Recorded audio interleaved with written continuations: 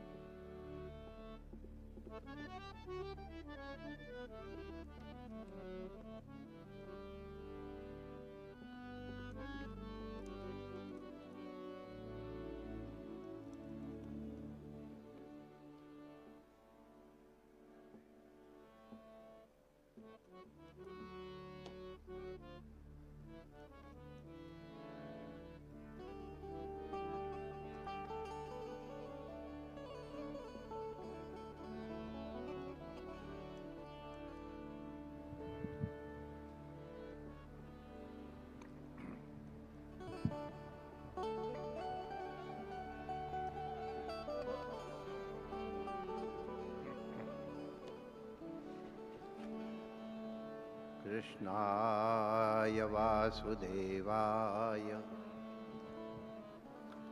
हरये परमात्मने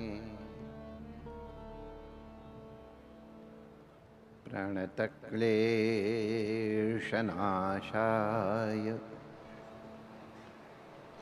श्रीगोविन्दाय नमो नमः।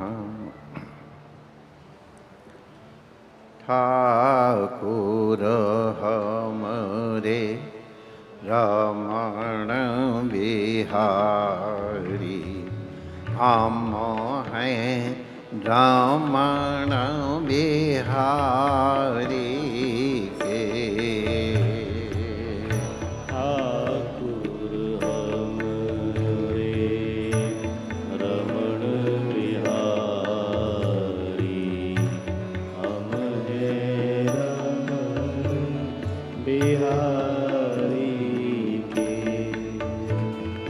ठाकुर हमरे अवध बिहारी, हम हैं अवध बिहारी के। ठाकुर हमरे रमण बिहारी, हम हैं अवध बिहारी के। ठाकुर हमरे सद्गुरु प्यारे, हम हैं सद्गुरु प्यारे के।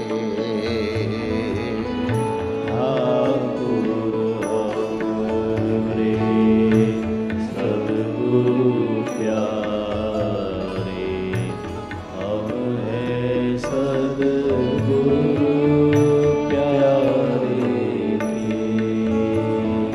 साधु सेवा धर्म हमारा, काम न दुनिया दारी से। साधु सेवा धर्म हमारा, काम न दुनिया दारी से। कोई भला कहो चाहे बुरा कहो, हम हो चुके रमण बिहारी के। कोई भला कहो चाहे बुरा कहो, हम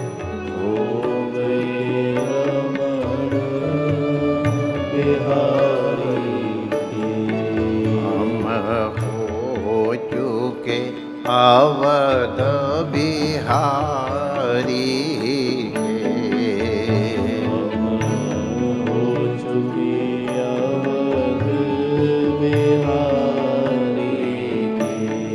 हम हो गए सद्गुरु प्यारे के। हम हो चुके सद्गुरु प्यारे के।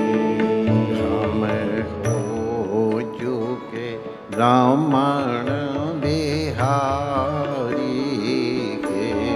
हम हो चुके रमण बिहारी के। रमण बिहारी लाल की जय।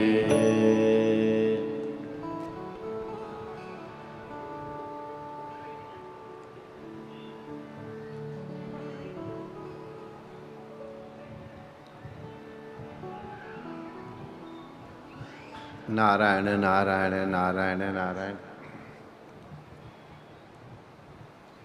आज हमको अवसर संगति के अनुसार क्या कहना चाहिए, इसका मैं निर्णय नहीं कर पा रहा हूं। इसमें ऐसा कोई भी विषय नहीं है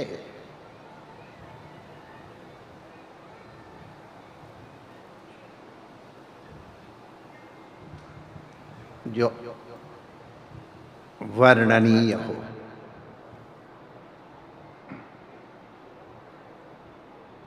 तिथि की दृष्टि से,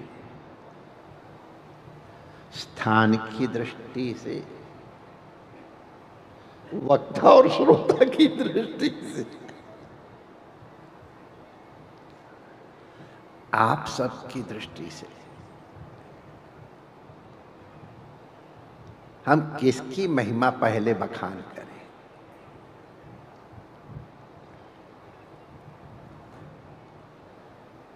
श्रीमद् भागवत, आप उसको तो क्या अगर पंचम वेद कहो तो जो भी हो, हमारे पुष्टि मार्ग से वेद के समान ही प्रमाणिकता दी, लेकिन उसका उद्गम कहाँ हुआ है, अब उसके विषय में कई विचार हो सकते हैं।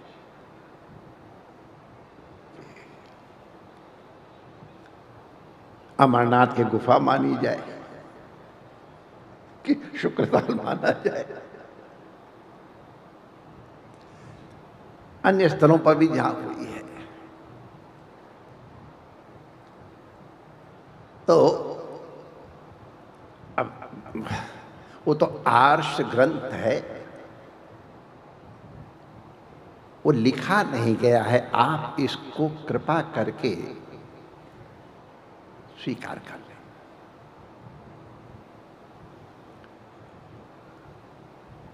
अगर सुखदेव जी, आप श्री व्यास जी को नारद जी के आदेश से उसका अगर कृतिकार मानते हैं, तो अब अपने स्वयं पुत्र की ही वो से व्याख्या कर रहे हैं। तो इस दृष्टि से ये सुखदेव भी अनादि हैं, श्री व्यास जी अनादि हैं, नारद जी, ब्रह्मा जी और हमारे प्रभु अनादि हैं। वो देश काल से परिच्छिन्न नहीं है, इसलिए उनको किसी देश में किसी काल में परिच्छिन्न करके समझना, ये अपने समझने में सौविध्य के लिए है। वास्तविक है कि नहीं है, हम इसके शास्त्रार्थ में नहीं पढ़ेंगे। आजकल विभ्यते अल्पश्रुतात् वेदाः सावधानतया वद। हाँ, लेकिन उनके अनादित्व में कोई संदेह नहीं है। अब वो भागवतों की कथा है कि भगवत कथा है, ये भी बड़ी चर्चा का विषय है। अब बिना भागवतों की चर्चा के भगवत चर्चा हो ही नहीं सकती। और अगर भगवत चर्चा होगी तो भागवत चर्चा ना हो, ये संभव ही नहीं है। तो इसलिए भगवत भागवत चर्चा ये अभिन्न है। तो भागवत की महिमा तो अभी आप लोग श्रवण ही करेंगे जब महात्म्य कथन होगा।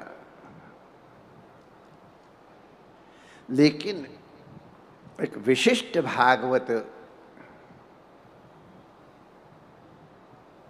जिसमें भागवतों का ही गुणगान किया गया है और भागवतों के गुणगान के माध्यम से भगवत गुणगान किया गया है, ऐसे दिव्याति दिव्य ग्रंथ हमारे भक्तमाल जी का श्रवण इस स्थल पर हुआ है। उसकी तिथि भी निश्चित है और लगभग स्थल भी इतनी दूरी के अंदर बताया जा सकता है, ये अंगुलियां निर्देश करके एकदम। ये सौभाग्य हम लोगों का। और किस प्रकार से गुरुदेव और शिष्य का अभेद फलवान होता है। श्रीमद् भागवत में जो संकेत किया गया है, उत्तमश्चिंतितम कुर्यात्, उत्तम शिष्य वही है, उत्तम पुत्र सेवक वही है, कोई भेद नहीं है। पुत्र कहो, सेवक कहो, शिष्य कहो, प्रमाण है। वंशो द्विविधा विद्या संतत्या च। तो किस प्रकार से पूज्य महाराज जी की मानसिक सेवा में भी ये अनुग्रह है गुरु का और ये समर्पण है शिष्य का। गुरु कोई बाहर की पूजन की विधि नहीं कर रहे हैं, मानसिक पूजा कर रहे हैं रघुनाथ को, और शिष्य वहां उपस्थित है। केवल बाहर विग्रह का ही धीरे धीरे व्यजन करके और सेवा नहीं कर रहा है। बहुत तेज तेज ऐसा करना ये भी सेवा अपराध है, और ऐसा धीरे धीरे करना का पसीना भी न सूखे वो भी अपराध है। सावधानी होती है, अत्यंत सावधानी पूर्वक गुरु सेवा में संलग्न है। तन मन जब एक हो जाता है ना, उसका ये एकदम प्रत्यक्ष ऐतिहासिक प्रामाणिक उदाहरण है। शरीर लगा हुआ है व्यजन में और मन लगा है गुरुदेव की सन्निधि में, सेवा में। ये जो गुरु नैव शिष्या की बात जो भगवान शंकराचार्य जी ने की, वो तात्पर्य ये है।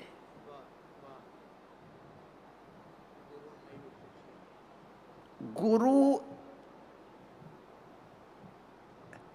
के सारे लक्षण अनुग्रह पात्र समर्पित शिष्य में अपने आप आ जाते हैं।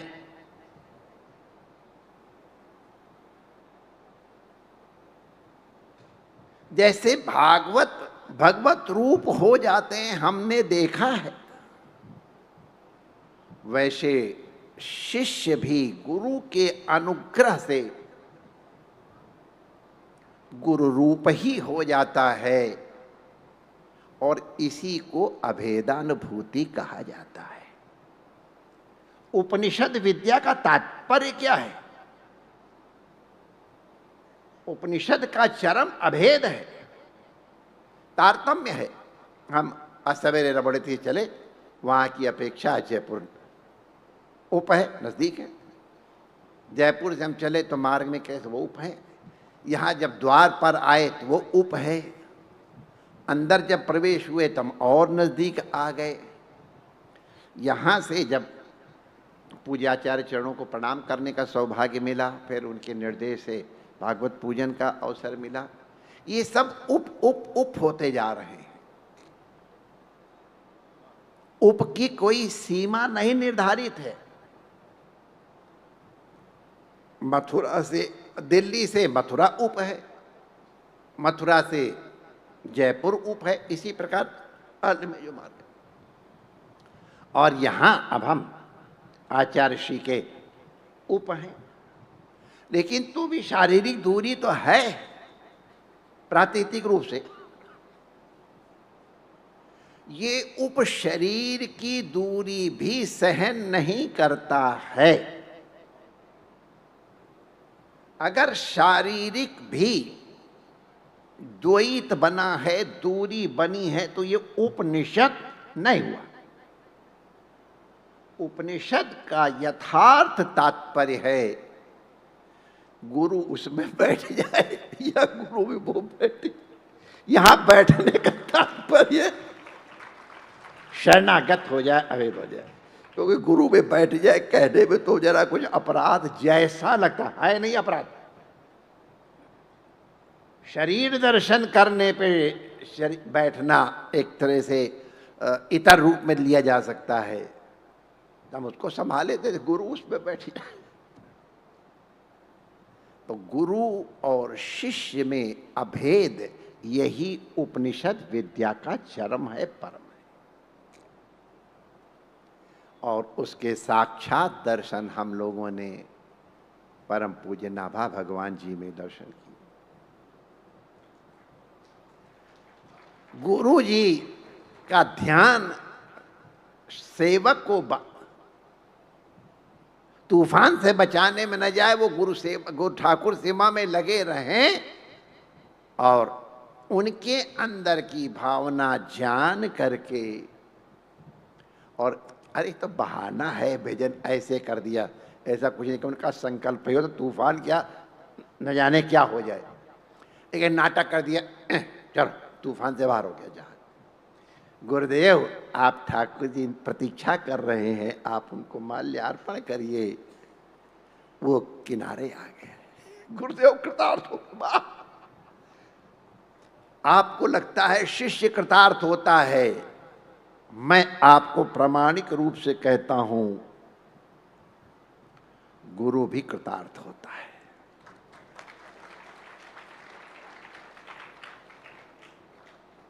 यद्यप अभी कोई हमारा ये कहने का आशय या अवसर अभी नहीं था, लेकिन तो भी आदरणीय तिवारी जी प्रमाण हैं।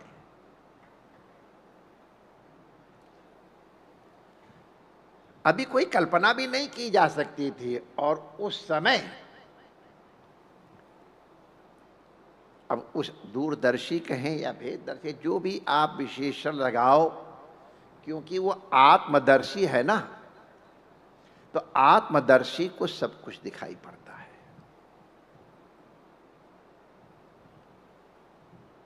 उसको जानने के बाद कुछ भी जानने का अवकाश नहीं होता है।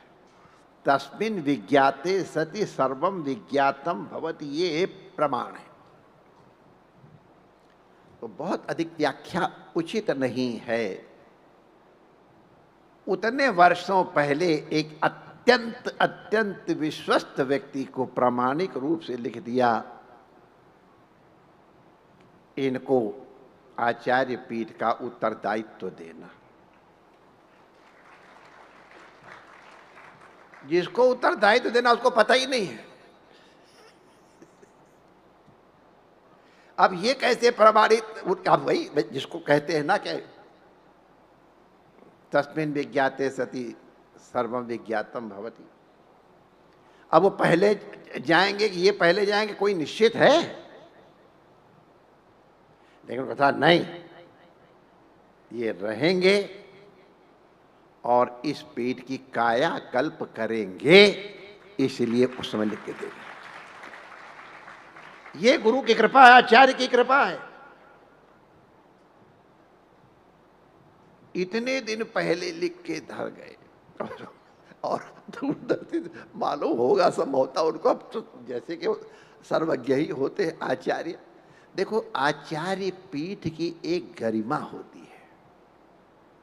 हम जब एक बार पूज्य, अब उस तत्कालीन मलुक पीठाधीश्वर की सेवा में आए थे, रेवास आदि, वो हमको बहुत आदर करते थे, ठीक है, ये आयु इत्यादि की दृष्टि से, नाटक की दृष्टि से, लेकिन हमने उस समय भी साक्षात दंडवत प्रणाम किया था। ये गद्दी है। तो गुरु नैव शिष्य, ये होता है। देख लिया। तो पूज्य नाभाजी महाराज इस प्रकार गुरु के साथ अभिन्न हो गए। तो गुरुदेव ने कहा, अब वत्स, बाकी सब शेष कथा आपको मालूम है। तो ये भक्तमाल की या भक्तमाल के प्रागट्य की स्थली है।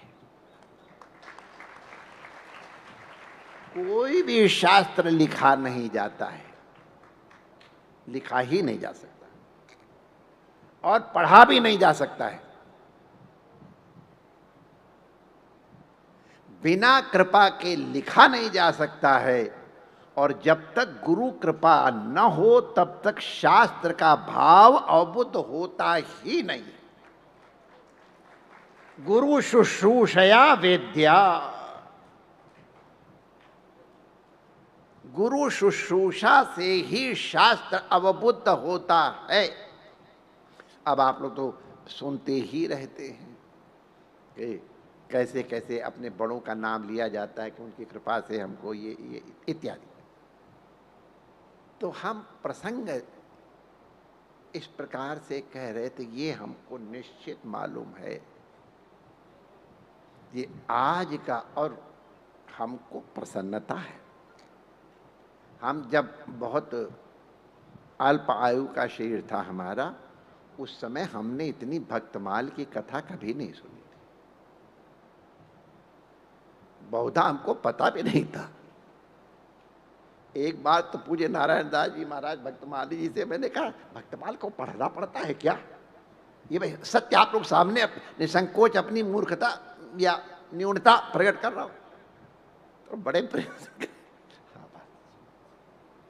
अब उस समय उनकी बात तो हमने उनकी प्रमाण, लेकिन बाद में हमको जब श्रवण किया तो जैसे रामायण को लोग सोचते हैं, अरे वो तो हिंदी का ग्रंथ है, काशी में तो बहुत पहले कहते अरे क्या ये भाषा ग्रंथ है। लेकिन अब रामायण कितना प्रसन्न और गंभीर ग्रंथ है। प्रसन्न गंभीर ये हमारे शास्त्र की भाषा है। प्रसन्न माने हमारे पंडित जी थे वहाँ काशी में कि पंडित पदौनी है। अब उसकी व्याख्या हमसे न करवाओ।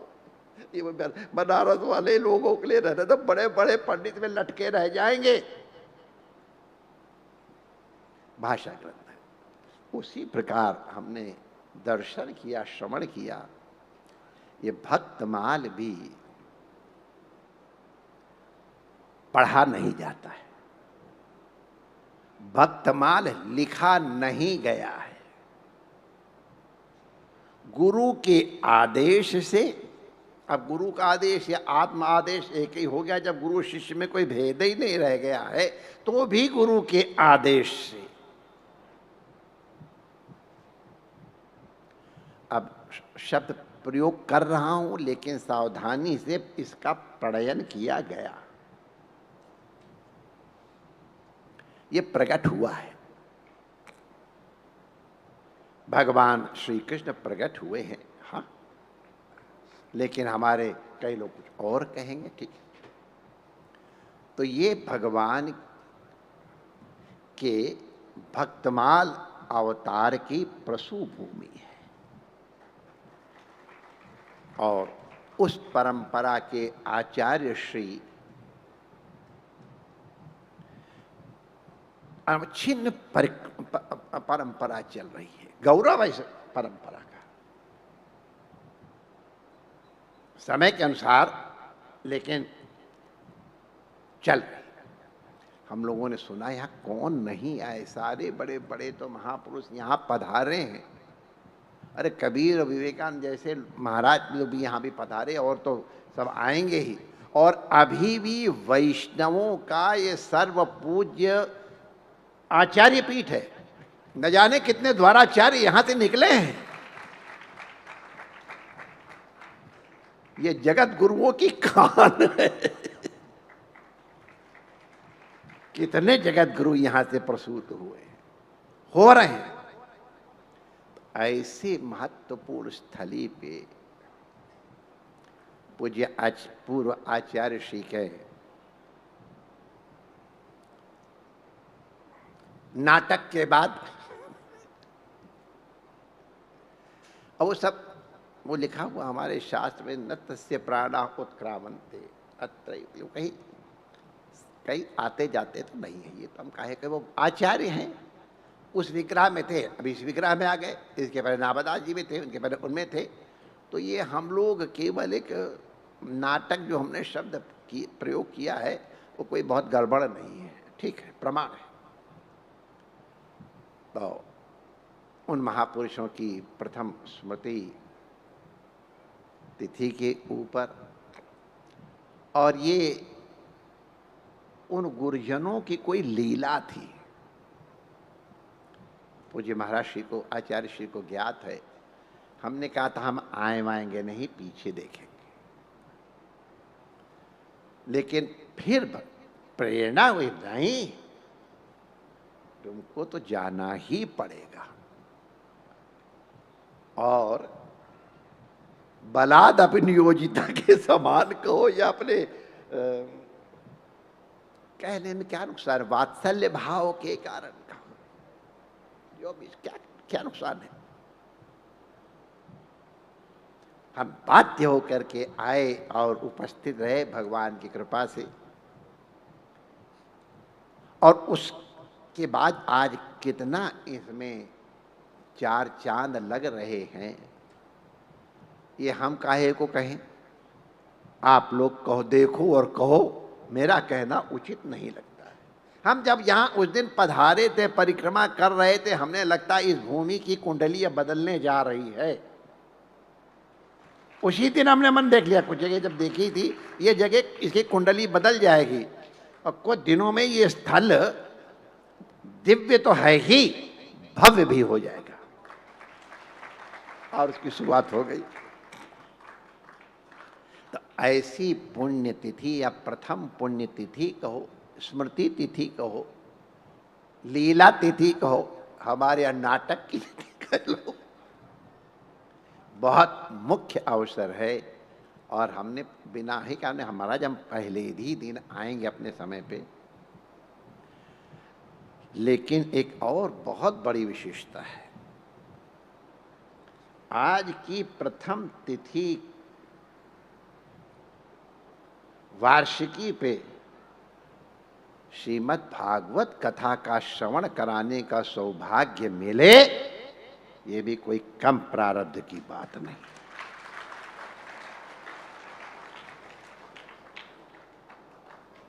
हमारे पूज्य व्यास जी, इंद्रेश जी महाराज के ऊपर गुरु कृपा, पितृ कृपा दोनों ही भरपूर हैं। संत ये कथा का व्यास बनना किसी पुण्य का फल नहीं है, गुरु कृपा का फल है, गुरु की प्रत्यक्ष कृपा का।